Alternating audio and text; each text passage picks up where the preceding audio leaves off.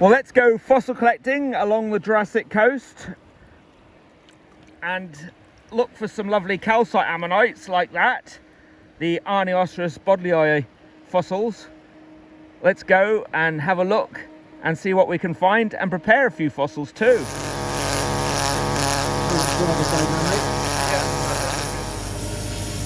That really is fossil development in Yeah.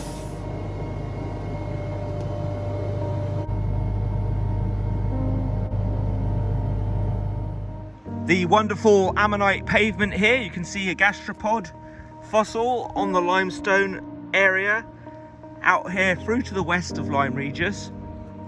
I'm walking along at low tide looking for fossil finds, but it's amazing to see this scientifically important site when you get up here.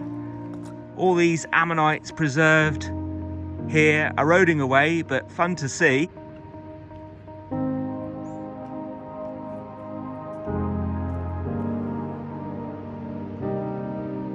Well, I showed you the Ammonite pavement, and here is an oyster shell pavement. You can see those fossils there, all ground down by the attrition of the sand and sea. And that's the oyster shell, what it would look like if you took one of these out of this limestone rock. It's best to leave these fossils for everyone to see, and the Ammonite pavement is a protected site, a scientifically important site. That's an oyster shell there. Would have sat there filter feeding on the seafloor like so back in the Jurassic. Oyster shells they are called, and also given a bit of myth and legend, they were called devil's toenails in the past. A bit toenail like there, you can see. I'm going to prepare one of these fossils up, not from here but from a loose block I found on the beach. I'll do a bit of preparation of one of those when I get back to the workshop. There are many areas like this along the Jurassic coast where you can see fossils in the rocks. They're there for everyone to see. It's really nice to see too the Jurassic marine sedimentation. You can see down there in the distance all those limestone layers, and Pinay Bay down there. Here's a fossil oyster shell that nature's prepared. The elements have set to erode that one right out of the rock. I'm going back to the workshop to prepare one of these from a limestone block.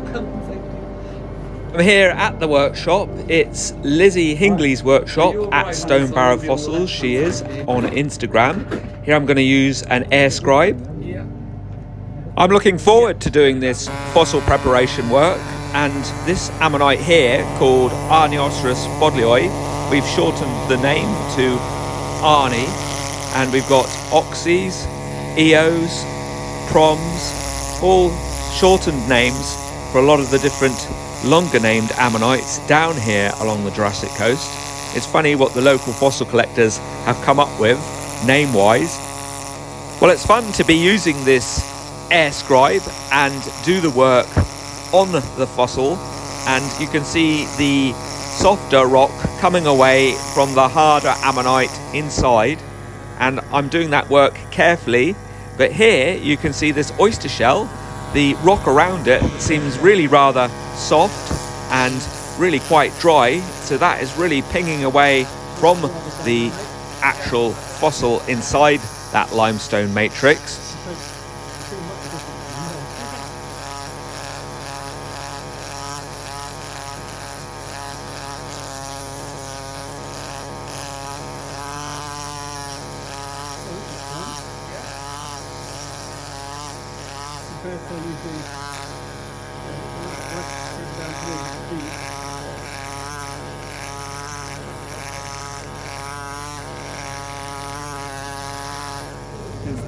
You won't get the best clarity once that yeah, will have Apodo. you don't see that. No, it's the Apodo dust. Really fine, isn't it? Yeah.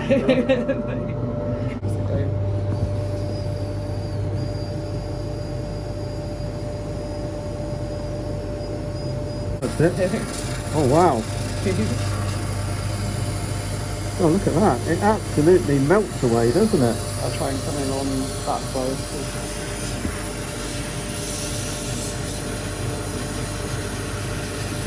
Oh, that's good fun, isn't it? Really, that really is that. Oh, good then.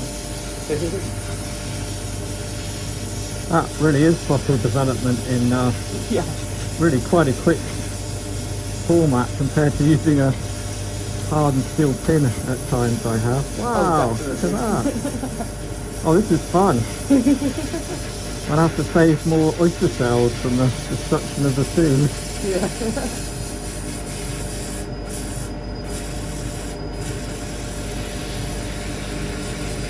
You said it would come up really well and the Yeah. air abrasive would just sort of... Such a soft rock. How did you say it would go across it? When I mentioned the air abrasive, Yeah. and how it would just sort of flow across it, but in a sort of wave-like pattern. Yeah. Yeah. Wow. Oh, that is good fun. Yeah. Oh. That's what you need to save for beginners, as oyster shells, don't you? Definitely. Wouldn't they like to do something like that and find it? Because you can find them all the time at Monmouth Beach, can't you, at no tide? Wow. When you find them, they're very prolific in their volumes, and then when they're not there, they're definitely not there. But the rock bearing is so lovely and soft.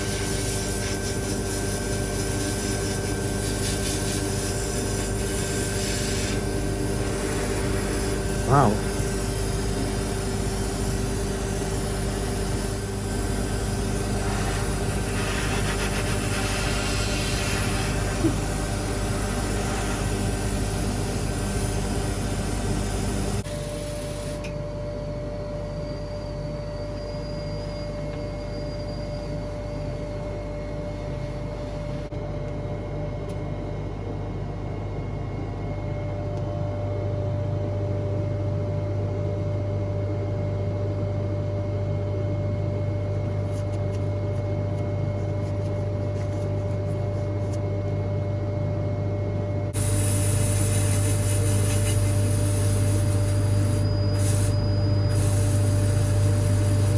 Still at quite a low pressure, so just turn it off if you want to.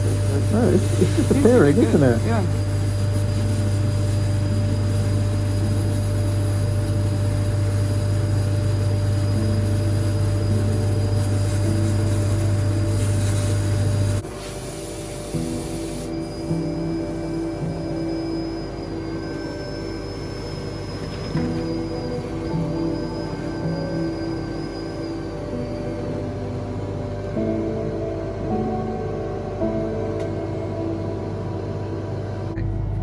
And finally, the real fun stage, the varnishing stage, when all the work's been done. I know a lot of fossil people in the game really enjoy this stage because it's the final stage, and what I do personally is mix Rowney's picture varnish 50-50 matte and gloss together, and then that doesn't give it too shiny an appearance. But Lizzie has lent me her varnish, and I'm using that on that nice thin brush to lacquer that fossil up. But her special formula varnish is undisclosed to me. I don't know what it is, but it's certainly going on nicely, and it's not too shiny. It's horrible when they look really sticky or really shiny, overly shiny. So this will be a nice specimen to the oyster shell when it's varnished up and it dries out. I'm really enjoying this particular side of the fossil prep, the varnishing. Well, it's taken a considerable amount of time preparing these fossils from their limestone matrix. You consider too how long those fossils have been trapped in the rock. It's amazing to think it's almost like a postcard from another planet. That fossil has been stored up in that limestone rock for just such a huge period of time, colossal amounts of time. Well, I hope you enjoyed seeing our fossil preparation and fossil hunting video, and I'm going to show you some more fossils, some really nice fossils, when I eventually get to Mike's pond, and I'll catch up with Mike Harrison. I'm really meant to do that shortly. I'll show you some nice fossils he's found, and we'll talk about those when I get over to his place. So thanks very much for watching. Please don't forget to like, share and subscribe.